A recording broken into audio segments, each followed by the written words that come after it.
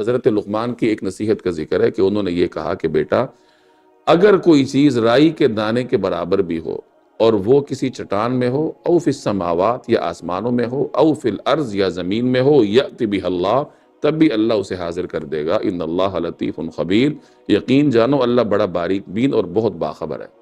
تو یہاں اللہ کی قدرت بتا رہے کہ زمین و آسمان کی وسعتوں میں اگر کوئی چیز گم ہو جائے تو اللہ تعالیٰ اس کو لانے پر قادر ہے۔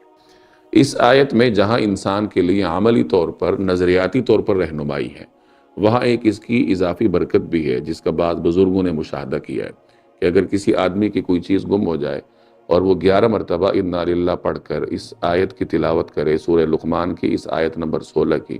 تو اللہ تعالیٰ وہ چیز تلاش کرنے میں اپنا خاص فضل فرماتا ہے اور عام طور پر وہ چیز مل جاتی ہے۔